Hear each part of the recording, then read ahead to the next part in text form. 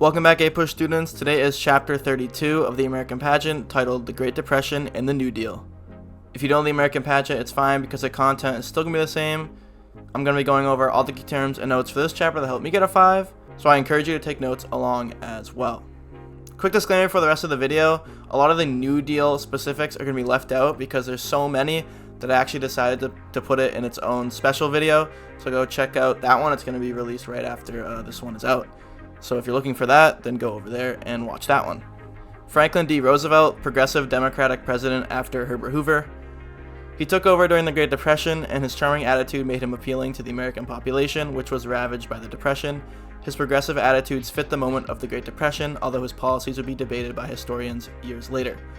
So not only was he a very progressive and different type of president that I think America had never seen before until he came along, he was also very aggressive with his policies. And a lot of it would have good effects, but a lot of them would also be bad. Some people even say that he prolonged the Great Depression, but again, that's sort of like a debate for another day. But just know that Roosevelt was a president that is unlike any other president who ever took the office. Eleanor Roosevelt, FDR's wife.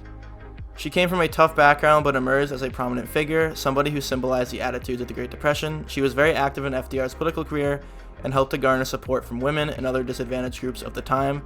Eleanor Roosevelt kind of changed the mold of what it means to be a first lady and turned it into more of a popular position rather than just being the president's wife. Brain Trust, reformers that would write FDR speeches. This group of ghostwriters sometimes made his speeches rather vague and often contradict one another. They added to FDR's image of controversy among conservatives. This isn't anything special or different from any other president. Presidents always, or most always, have their speeches written for them. New Deal, FDR's policies meant to help impoverished people after the Great Depression. Many of these policies went against previous conservative legislation. These policies were supposed to erase the immense spending and deficits, but it actually just deferred the money away from businesses and into the hands of people in a quasi-socialist system. This, albeit as a very conservative take on what the New Deal was, was a government set of government programs for just uplifting people out of poverty in the Great Depression. And it is true that this heightened the budget and blew out spending, and it is very debatable on whether this actually helped the Great Depression or prolonged the Depression. But a lot of his policies did help in the immediate of just uplifting people from their, unemployment and impoverished state. But whether it helped the economy as a whole nationally, that's something that no one's ever going to agree on. But just know that the New Deal is incredibly notable, incredibly controversial, and you have to know this for anything in this time period. Election of 1932, FDR decisively beat Herbert Hoover. It symbolized America's turn back to full-scale progressivism over conservative reforms. Remember the progressive era at the end of the 1800s and the beginning of the 1900s, before it turned conservative again for a little while. One of the key groups was African Americans, who for the first time lost their sympathy for the Republican Party. In short, the Democrats' preachings for change outdid Republican hopeful rhetoric. Remember, the Republicans were the anti-slavery party back during the Civil War, so a lot of African Americans and freedmen just tied themselves to that party. But now, when times have changed, they have gone back to the Democrats, even though the Democratic platform is totally different than what it was in the Civil War.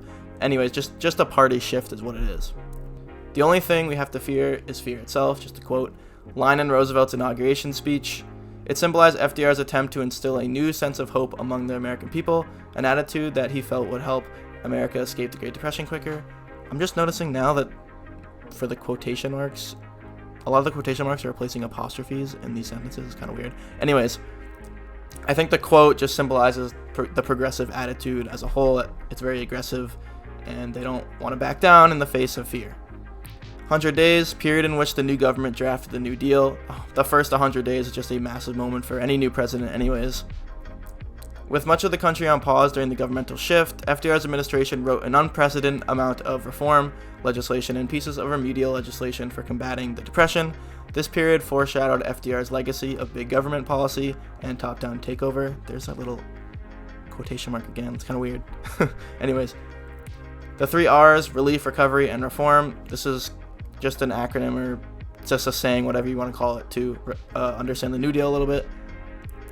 These 3 goals were what the New Deal focused on. The short-term goals were to provide relief and quick recovery to those who were suffering, and the long-term goal was to write reforms that would prevent Great Depression abuses from repeating again.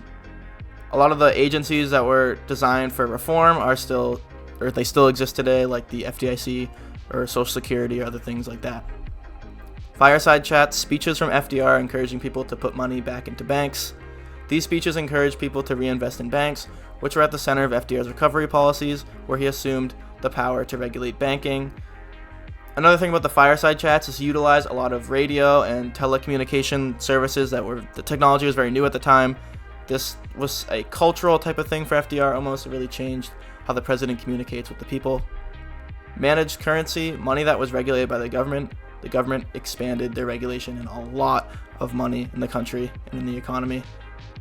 When FDR assumed the power to regulate money, he took control over banks and gold reserves so that all currency was managed under the government. With the gold standard gone, all currency was paper, and all paper currency was inside banks, which were overseen by the federal government. FDR took control of money to inflate it to relieve debtors. This is where the controversy in the New Deal starts to kind of kick in, where the government took an enormous amount of control over the economy to try and uplift it out of the Great Depression. Whether you agree with it or not, that's not something you need to know or need to have an opinion on, but just know that this is the source of a lot of the controversy in the New Deal, the economic stuff. Glass-Steagall Act created the FDIC, which made governmental deposits in banks. This act created a federal agency meant to examine banks to prevent further failures, and also made loans to banks to bail them out. In combination, this act got banks back on their feet and made sure that they wouldn't slip again. The FDIC still does a lot of stuff today. It sometimes slips back in the news when major banks start to fail, because the FDIC is responsible for relieving people who have their money in banks from just losing all their money when the banks mess up. So it's quite important for people who invest a lot of money in banks, which most people do. Harry Hopkins, head of Federal Emergency Relief Administrations, FERA, one of the organizations that I'll cover in the New Deal video. His administration distributed money to the states to pay wages and finance reconstruction projects. He received this job because he was a trusted friend and advisor to FDR. His administration also provided government jobs, but many of the jobs were effectively useless and were only meant to tie people to the Democratic Party. Not only were they useless, they were enacted in a useless way to get people to tie with the Democratic Party, but it was just a way to get people jobs. That was a kind of a theme of the New Deal, was creating these projects and weird jobs just to get people employed, get people money in their hands. And anyway, employment was a huge problem, and this was just a way they tried to solve it, was just finding ways to get people jobs. Father Charles Coughlin, Catholic priest who didn't support the New Deal. He expanded his anti-New Dealism over the radio and turned 40 million supporters to also be anti-Semitic and fascist, that he and his fans basically rejected all forms of progressivism and decency. This is a very radical sort of group right here. He symbolized the growing opposition to FDR and his policies. He also symbolized the international principle of fascism rising during the economic crisis, a pattern being seen in other parts of the world, including Germany and Japan. This will blow over into World War II, but that's still a little ways away. Although this is a very radical group, this doesn't cover everyone who's against FDR and his policies. His policies are very controversial for moderates and slightly conservative people. It wasn't just extreme right fascist people that were opposed to the New Deal, but this type of group definitely existed. Huey Long, senator of Louisiana. He bursted fascist rhetoric followed by extreme redistribution plans. He and all of his craziness were put to rest by an assassin. Frances Perkins, Secretary of Labor. She was the first female cabinet member and symbolized the growing importance and visibility of women on the national stage outside of Eleanor Roosevelt. Political expressions of diversity become a major theme with the progressives, and it continues along with more people hiring maybe the first black person in their cabinet, the first black woman in their cabinet, or other type of political positions. Mary McLoud Bethune, Director of Minority Affairs. She also broke barriers, being the highest ranking black American in government. She, along with Frances Perkins, showed further progressivism within FDR's administration. We do our part, slogan symbolizing support for the NRA. This is not the National Rifle Association, the NRA, that everyone knows about today. I'll cover the NRA again in that New Deal agency video. This slogan displayed a business cooperation with the labor codes under the NRA, which encouraged fair labor competition and heightened wages. Dust Bowl, drought followed by winds carrying dry soil into the air. This unfortunate series of climate events was not only a threat to the farms, but a threat to public health. It was so bad that some religious zealots believed the world was coming to an end. If you read The American Pageant, I think the impact of the Dust Bowl is a little bit overblown. Just know that it affected the agricultural market, and the agricultural market became a target for the New Deal and FDR with his policies trying to bail out farmers and their crop supplies and all that. Okies, people who fled the Dust Bowl. They were essentially a group of farmer refugees where eventually a lot of them moved to California. They faced many challenges by moving with no belongings, and many of them suffered for a long time before getting back on their feet. The Grapes of Wrath, book about the Okies. The book narrated the sad experiences of people affected by the harsh climate events, and it became known as Uncle Tom's Cabin for the Okie migrants. Indian Reorganization Act in 1934, the New Deal for Native Americans. It encouraged unorganized tribes to establish governments to preserve their culture and traditions.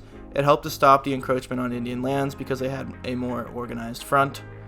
Congress of Industrial Organizations, CIO, Union of Unskilled Laborers. It provided much needed representation for unskilled workers who had largely been unappreciated by larger unions like the American Federation of Labor. Unfortunately, the friction between skilled and unskilled made the CIO leave the Federation, although they thrived on their own, especially in the automobile industry. With unemployment rates skyrocketing under the Great Depression, the labor union stuff starts to come back in a lot of ways, like it did in the Progressive era back in the late 1800s. There is a crisis among both skilled and unskilled workers trying to get their jobs back, and it does turn into a moment for the labor unions to get, not only just to get people back in the workplace, but to get a lot of their reforms passed. Court packing plan, FDR's plan to add new judges to the Supreme Court. This comes up a lot in American politics, especially now. It's probably never going to happen, but just know that court packing is not this is not a one-time thing. This happens a lot. Type plans like these, the court never actually gets packed.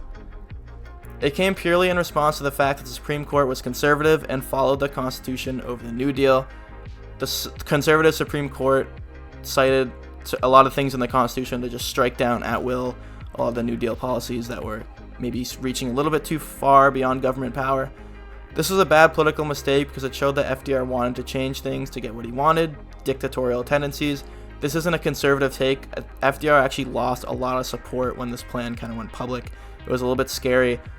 The American people, even though they like progressivism a lot, they tend to hold, near and dear that Constitution, and they don't like when these things start to happen. Although it had minor success, considering his threat to the Supreme Court made the judges more sympathetic to the New Deal. The Supreme Court was a little bit threatened by a plan like this gaining maybe a little bit momentum, getting a little bit of notoriety. So they were like, you know what, let's relax on all the attacks on the New Deal from the court. Maybe we'll let a couple things slide. And that's what started to happen. Keynesianism, I think how you say it. Government ideology on the economy. This ideology said that the government should spend more money to stimulate the economy so as to encourage consumer spending and therefore keep demand in businesses alive. This ideology encouraged the government to increase the deficit. Keynesianism, or however you say it, is a very complicated concept, but the gist of it is the government pumps money into the economy to try and get it back on its feet, rather than letting the free market kind of play itself out. Roosevelt Recession, 1937 economic downturn. This is separate from the Great Depression. As the economy started to recover from the Depression, it went down again in 1937. It happened within the timeline of the Great Depression, a bad look for Roosevelt. Many people blamed FDR's boondoggle policies, boondoggle meaning just outright a lot of spending, which they were actually right. It was especially caused by Social Security compressing company payrolls as businesses were forced to be taxed on their employees. So there's definitely an observable trade-off where when FDR and his administration spent a lot of money to get people back on their feet from the Depression, get money in their pockets just to be living again, just to make the world livable again, it affected the economy greatly. The debt was, exploded, and this led to a downturn again, not nearly as much as the Depression. So this is where a lot of the controversy starts to come in with the New Deal and whether it's good, because some people even say that it prolonged the Depression.